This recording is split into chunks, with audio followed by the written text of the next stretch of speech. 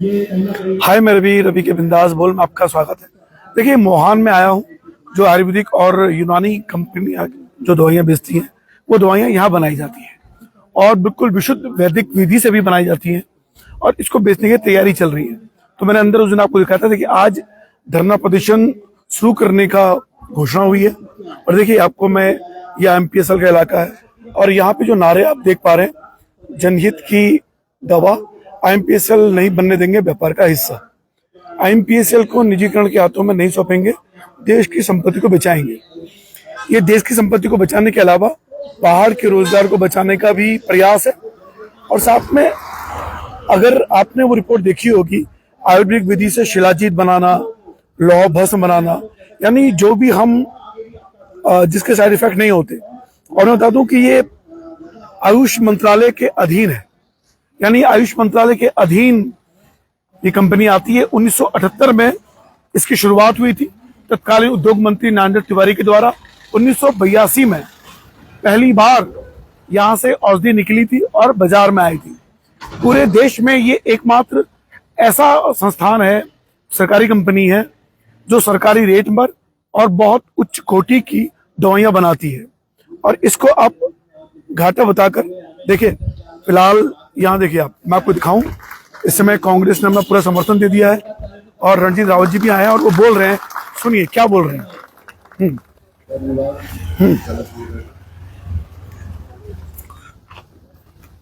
IMPCL के इस प्रांगण में आयोजित इस अनिश्चितकालीन धरना प्रदर्शन आंदोलन में यहाँ उपस्थित कर्मचारी, सारे कर्मचारी नेतागण, कर्मचारियों, यहाँ पर उपस्थित हमारे नगर ब्लॉक कांग्रेस के अध्यक्षगण भुवन शर्मा जी, जसवंत जी, मेरे साथ आए हुए सभी सम्मानित साथी और इस स्थल पर उपस्थित सभी सम्मानित पत्रकार और सभी सम्मानित साथियों, मैं रणजीत रावत आप सबको नमन करते हुए प्रणाम करता हूं।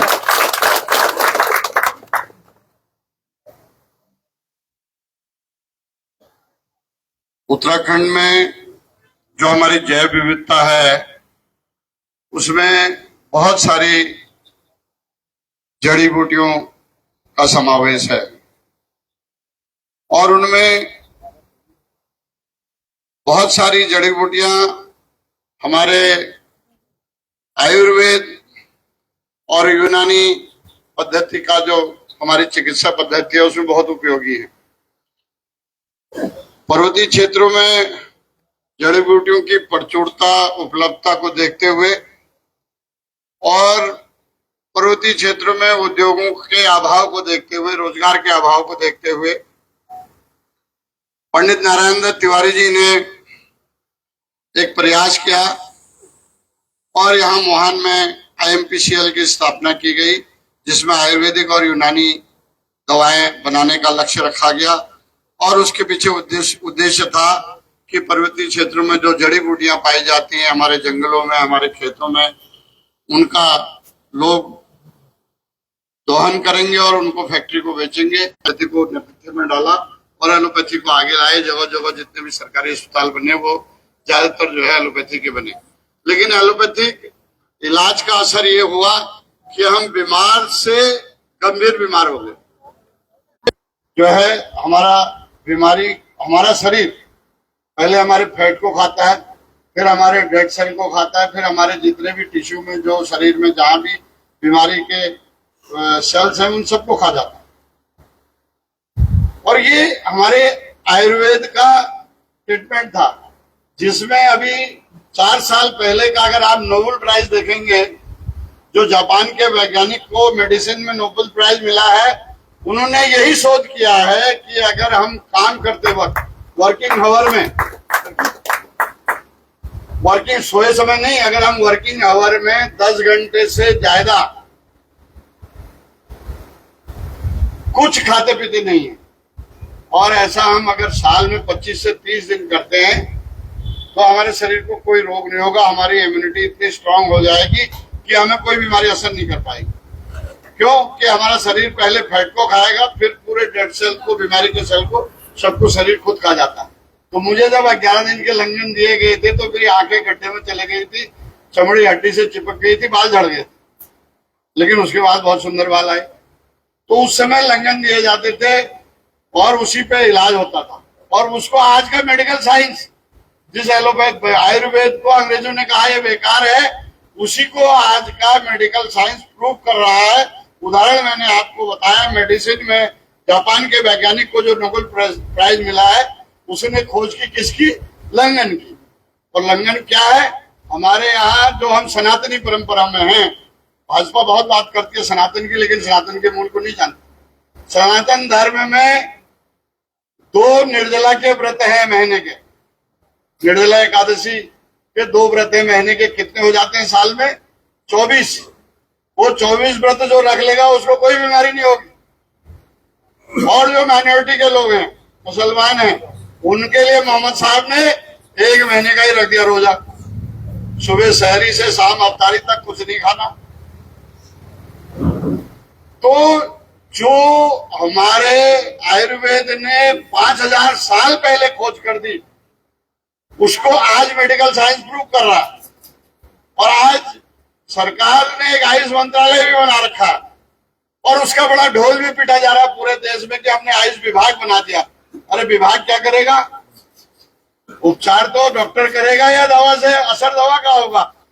आयुष की दवा बनाने वाली आयुष मंत्रालय की एकमात्र फैक्ट्री IMPCL है, जहां पर हम खड़े हैं। पूरे देश में आयुष विभाग की एक फैक्ट्री है और उसे भी ये सरकार बंद करने जा रही है। अरे तुम्हारा पेट लाखों करोड़ की कंपनियों को बेच के नहीं पल रहा है। रेल तुमने बेच दी, हाईवे बेच दी, ग्रिड लाइनें बेच दी, आपके अस्पताल बेच दिए। यही रामनगर का अस्पताल जो बहुत बड़े एरिया का भरोसा होता था, उसको फिर अभी पिछले बार उनके विधायक जी भी धरने पे बैठे, बोले बस अब ये सरकारी हो जाएगा। परसों फिर उसका टाइम बढ़ा दिया PP मोड का। तो आपने जहाज भेज दिए, एयरपोर्ट भेज दी, बंदरगाह भेज दिए, कोई चीज तेल कंपनियां बड़ी बड़ी भेज दी। आज आप जाओगे आपको लिखा हुआ मिल जाएगा रिलायंस BPCL। क्या था BPCL? Bharat petroleum corporation limited, और वो रिलायंस का हो गया। तो जब उन लाखों हजार करोड़ की कंपनियों को बेच के तुम्हारा पूरा नहीं पड़ रहा है, ये तो एक छोटी सी कंपनी है, इसको क्यों बेच रहे हो भाई? और प्रॉफिट कमा के दे रही है, डिविडेंड भी दे रही है, डिविडेंड दे रहे हो ना। 19 करोड़, 25 करोड़, 39 करोड़ का लगातार 3 सालों से प्रॉफिट कायम आया। कंपनी ने 200-250 करोड़ का टर्नओवर किया है। कोरोना के बाद तो कंपनी बहुत स्पीड से चल रही है, लेकिन आप इसको बंद क्यों करना चाहते हो? बंद। और वादे क्या किए थे? अच्छे दिन लाने के, हर साल 2 करोड़ बेरोजगारों को रोजगार देने के। आपको की जानकारी में कितना है कितना पता नहीं। भारत सरकार के आंकड़े कहते हैं जब से ये हर हर मोदी घर घर मोदी वाले सरकार में आए हैं, 40 करोड़ नौकरियां खत्म कर दी गई जो सरकारी और गैर सरकारी थी। आपके जितने मैंने कंपनियां बताई बेची, रोजगार कमी तो हुआ उनसे। कौन रख रहा? आपने सारी चीजें प्राइवेट कर दी।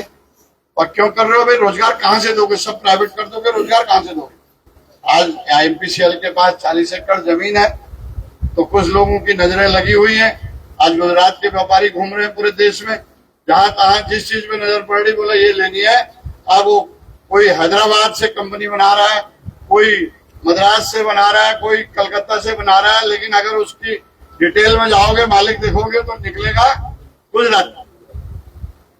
2 गुजराती बेच रहे हैं, 2 गुजराती खरीद रहे हैं। पूरे देश में आज आतंक मचा रखा है। आप मैं भी हम लोग केदारनाथ प्रतिष्ठा रक्षा यात्रा निकाल करके हरिद्वार से पैदल केदारनाथ तक गए थे। केदारनाथ के हमारे पंडित पुरोहित परेशान है। वो कह रहे हैं यहाँ लेबर से लेकर ठेकेदार, सप्लायर सब गुजराती आ गए। हमारे जो मकान तोड़े थे वो हमको दिए नहीं, जो कांग्रेस सरकार में बन भी गए थे उनको खोद खाद दिया है।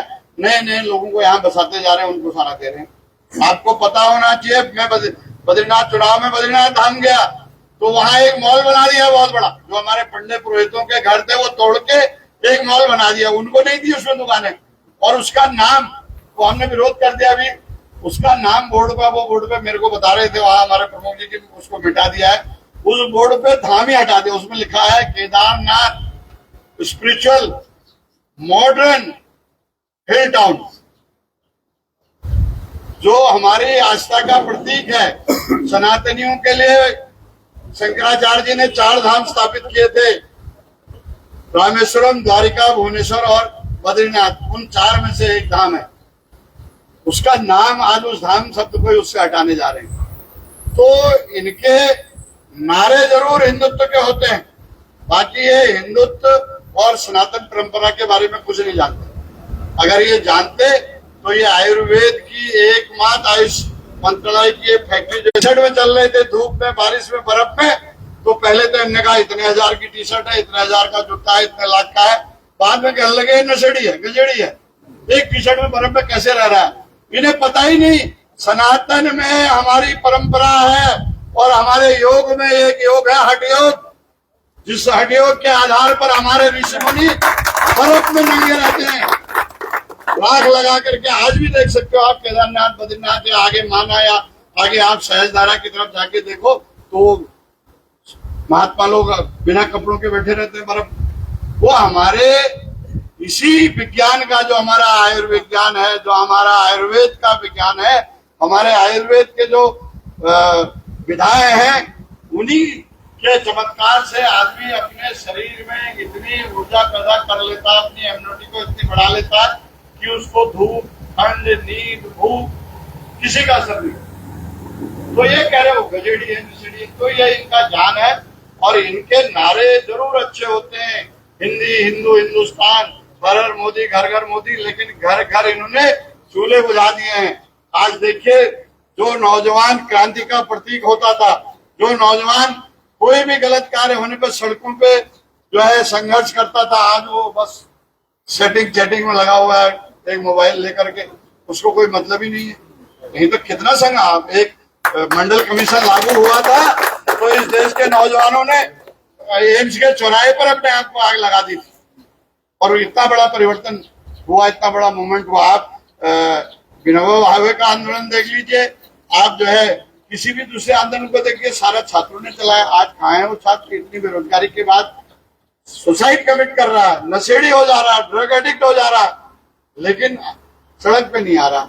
जिसने बीजेपी की सरकार बनाई 14 के अगर आप आंकड़े देखोगे तो कांग्रेस के घर के भी बीजेपी नौजवान जो बच्चे थे, उन्होंने कहा नहीं, अच्छे दिन आने वाले हैं, 15 लाख खाते में आने वाले हैं, 2-2 करोड़ बेरोजगारों को हर साल रोजगार मिलने वाला है, बुलेट ट्रेन चलने वाली है, 100 स्मार्ट सिटी बनने वाली है, चीन को लाल आंख दिखाने वाले हैं, बॉर्डर पे एक के बदले 100 सिर लाने वाले हैं। तो भगाओ कांग्रेस को, लाओ भाजपा को। भाजपा आई, अब सब बेच रहे हैं। कुछ मिल रहा है? क्या मिल रहा है? 5 किलो राशन। एक सरकार जिसने अच्छे दिन लाने का वादा किया था, उसने क्या दिया? 5 किलो राशन। आज छाती पीट के कहती है हम 80 करोड़ लोगों को 5 किलो राशन दे रहे हैं। जो गरीबी की रेखा के नीचे 27 करोड़ लोग देश के थे, वो इन्होंने 80 करोड़ बना दिए। कौन लेता है 5 किलो राशन? जिसके पास खाने को नहीं होगा, कोई दूसरा माध्यम नहीं होगा, वही तो लेगा। नशा थमा दे रहे। आज देखिए, आप रामनगर में ही देख लीजिए, मोहान में तक इंजेक्शन बिक रही है, गोलियां बिक रही है नशे की। क्या हालत कर दी है। शराब को देखिए कहाँ कहाँ कितना बढ़ा दिया गया है। तो ये हिंदू मुसलमान, हिंदू पाकिस्तान करके लोगों के भावनाओं को भड़काते हैं और आज हमारी अर्थव्यवस्था का भट्टा बिठा दिया। क्या कहा था? रुपया और डॉलर बराबर कर देंगे, और बराबर क्या किया? आज टमाटर और डॉलर बराबर कर दिया। आज लहसुन 400 रुपए किलो है, मैंने कल शामिल लिया, 400 रुपए किलो। प्याज 70 रुपए किलो, टमाटर 100 रुपया किलो। और फिर भी कोई ईवीएम से भाजपा ही जीत रही है। हरियाणा का रिजल्ट देख लो परसों। तो ये हंसने की बात नहीं है, ये गंभीर प्रश्न है आज देश के आगे, देश के नौजवानों के आगे, देश के विभागों के आगे, देश के कर्मचारी और कर्मचारी नेताओं के आगे, कि कहां बचेंगे ये संस्थान। जब तक हम सड़क पे नहीं आएंगे, इन दोहरे चेहरे वालों का विरोध नहीं करेंगे, तब तक कुछ नहीं होने वाला है। IMPCL के अलग अलग डेलीगेशन हमसे मिले थे, उन्होंने ज्ञापन दिया था। हमने उस ज्ञापन को जो है प्रियंका गांधी से ट्वीट करवा करके सोशल मीडिया पर लगवा था और उनके साथ हमने वादा किया है हम इसको पार्लियामेंट में लाएंगे। और हम अभी हमारी कोशिश है, क्योंकि मैं गया था दिल्ली, लेकिन हरियाणा चुनाव की वजह से दिल्ली में कोई था ही नहीं, मुलाकात नहीं हो पाई। अभी फिर जाएंगे दशहरे के बाद और राहुल गांधी जी के थ्रू जो है इस मामले को पार्लियामेंट में उठाने का काम करेंगे। हमारे नेता प्रतिपक्ष जसपाल आर्या जी परसों रामनगर आए थे, उन्होंने आश्वासन दिया है कि वो मुहान आएंगे। हमारे कई विधायक लोग वहां पर थे, वो सब मुहान आने के लिए तैयार हैं। हमारे प्रदेश अध्यक्ष जी को हम यहाँ पर लाएंगे और आपकी लड़ाई को मजबूत आवाज देंगे, मजबूती से लड़ेंगे। ये भरोसा हम आपको दिलाना चाह रहे हैं, लेकिन सब कुछ आपके हाथ। लोकतंत्र में हर बीमारी का इलाज व्यक्ति के पास है। जो जन गण मन हम कहते हैं, उस जन गण मन किसकी जय करते हैं? उस गण कौन है? वो गण आप है, इकाई आप है, ताकत आपके हाथ में है। बड़े से बड़ा जो कहता है मोदी है तो मुमकिन है, उस मोदी की आवाज सिर्फ आप निकाल सकते हो। एक वोट। बाबा साहेब भीमराव अंबेडकर जी ने हमें एक ऐसी व्यवस्था दी, तो ऐसा संविधान दिया जिसमें व्यवस्था की गई कि अब राजा रानी की पेट से पैदा नहीं होगा, राजा आम आदमी के वोट से पैदा होगा। धीरू भाई अंबानी के वोट की भी उतनी कीमत है जितनी हमारे गजय सिंह, राजेश सिंह या श्यामलाल या पनीराम जी की है। हर एक के वोट की एक कीमत है, लेकिन उसको पहचानो। उसको अगर शराब के उसमें या धर्म के उसमें या ये मुल्लों को ठीक कर रहे हैं, बस इसी बात के लिए खुश हो तो कुछ नहीं होना, समस्याएं ये बढ़ेंगी। अभी तो आपके फैक्ट्री को बेचने की बात कर रहे हैं, जरा उधम सिंह नगर में जाके देखो, जिसके पास भी 12 साढ़े 12 एकड़ से जरा ज्यादा जमीन है, उसके यहाँ नपाई शुरू हो जा रही है। सीलिंग होने तेरी जमीन निकाल देंगे, फिर कह रहे हैं 3 लाख रुपया बीघा दो तो रहने देंगे। तो बहुत हालत खराब कर दी है। आज अर्थव्यवस्था चकनाचूर है।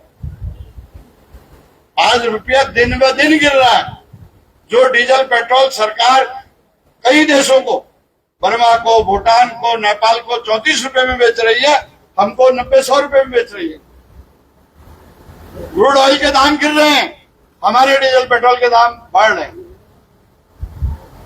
10 लाख करोड़ का घोटाला अकेले डीजल पेट्रोल में हो रहा है हर साल। जीएसटी ऐसी लगा दी है कि सीमेंट सरिया भी 18% जीएसटी में शामिल कर दिया। कोई अपनी झोपड़ी को पक्की बनाएगा तो 18% जीएसटी विलासिता का सामान है वो। क्या नीति है? हीरा खरीदने जाओ तो 2.5% जीएसटी, खेत के लिए किसान ट्रैक्टर खरीदने जाएगा 28% जीएसटी।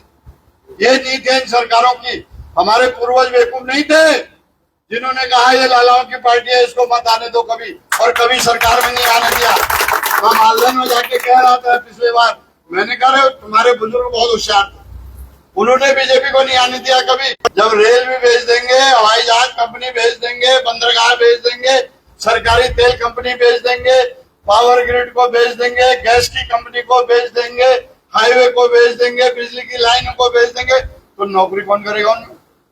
अरे सरकारी कंपनी में तो आरक्षण मिलेगा। आईएमपीसीएल सरकारी कंपनी है, आरक्षण मिल रहा है।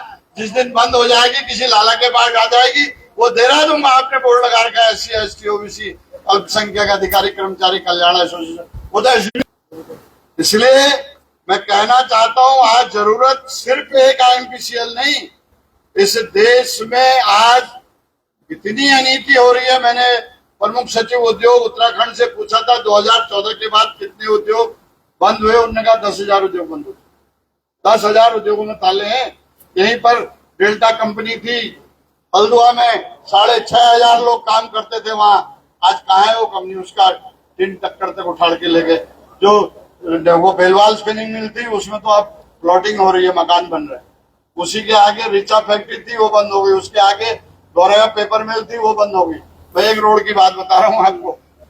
तो 10,000 उद्योग उत्तराखंड में बंद हो गए हैं। तो इसलिए जरूरत है कि हम इस सरकार के खिलाफ संघर्ष करें, और संघर्ष भी खाली दिखावे को या खाना पूर्ति को नहीं करें, संघर्ष को संघर्ष के तौर पे करें।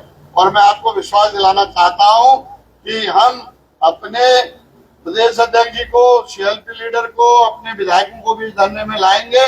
आपके साथ आपकी इस लड़ाई को सड़क में भी, विधानसभा में भी और क्या कहते हैं देश की संसद में भी उठाने का काम करेंगे। कंपनी जो चल भी रही थी आज उसको भी बेचने की बात आ रही है, तो उस बात का कष्ट जितना आपको उतना हमें भी, तो निश्चित रूप से हमारी जिम्मेदारी भी बनती है इसके लिए संघर्ष करने की। इसलिए हम आपके संघर्ष में मनसा वाचा कर्मणा से साथ हैं और जैसी जैसी आपको जरूरत पड़ेगी, जो आपकी अपेक्षा होगी उसके अनुसार हम आपको सहयोग करेंगे। इन्हीं शब्दों के साथ आप सबका धन्यवाद। जय हिंद, जय भारत, जय उत्तराखंड। बहुत धन्यवाद। तो फिलहाल आपने सुना भी रणजीत सिंह रावत जी को। देखिए IMPSL कंपनी आयुर्वेदिक यूनानी कंपनी है, इसे बचाने का प्रयास सिर्फ कंपनी वालों को नहीं, हम उत्तराखंड वासियों को भी करना पड़ेगा, क्योंकि सौभाग्य है कि हमारे प्रदेश में देश की सबसे बड़ी कंपनी है जो पूरे देश को आयुर्वेदिक दवाइयां भेजती है और देखिए वो सब वैदिक विधि से बनाई जाती है। तो फिर कहता हूँ ये प्रयास सभी को करना चाहिए। और दूसरा आसपास के लोगों को जो रोजगार मिलता है, देखिए लगभग 5000 लोगों को प्रत्यक्ष और परोक्ष रूप से जो यहाँ रोजगार मिलता है उसको बचाने का प्रयास करना चाहिए। फिलहाल कांग्रेस इस मुद्दे पे हावी होती नजर आ रही है, जो इस कंपनी के लिए एक शुभ संकेत है और उम्मीद करते हैं कि कांग्रेस, हमने सवाल पूछा भी था जब यशपाल आर्या जी वहां आए थे कि, और भुवन कापरी ने उसका जवाब दिया था कि देखिए हमने पूछा था कि कहीं आपका धरना मात्र एक औपचारिक धरना बनके ना रह जाए, क्योंकि इस कंपनी को बचाना है, क्योंकि ये वैदिक और सनातनी परंपराओं का एक ऐसा अभिलेख है जो पूरे देश में एक उदाहरण बन गया है उत्तराखंड की इस भूमि में। और नारायण तिवारी के सपने को जो रोजगार के रूप में मिला, लेकिन इसके बहुत सारे यानी बहुआयामी फायदे हैं, तो इन बहुआयामी फायदों के लिए इस कंपनी का बचे रहना बहुत आवश्यक है। फिलहाल रवि का बिंदास बोल में आप लाइव देख रहे थे, अब निकलते हैं। उसके बाद देखिए उम्मीद करते हैं कि ये संघर्ष जमीन पर उतरेगा। और देखिए एक और चीज बेहतर बात है इस कंपनी की कि यहाँ पे जो धरना होगा वो 9 से 10 होगा, उसके बाद काम होगा, यानी काम से कोई कोताही नहीं बरती जाएगी, काम बरकरार रहेगा, लेकिन धरना 9 से 10 जारी रहेगा सुबह, और 10 बजे के बाद ये काम जो यहाँ होते हैं वो काम होते रहेंगे। तो फिलहाल रवि के बिंदासपुर में लाइव आप देख रहे थे, रजनीश रावत जी को सुना। फिलहाल कुछ बातें राजनीतिक भी थी, लेकिन मूल भावना यही थी कि शायद ये कंपनी बच जाए। फिलहाल रवि के बिंदास बोलते हुए शुक्रिया। जय उत्तराखंड, जय भारत।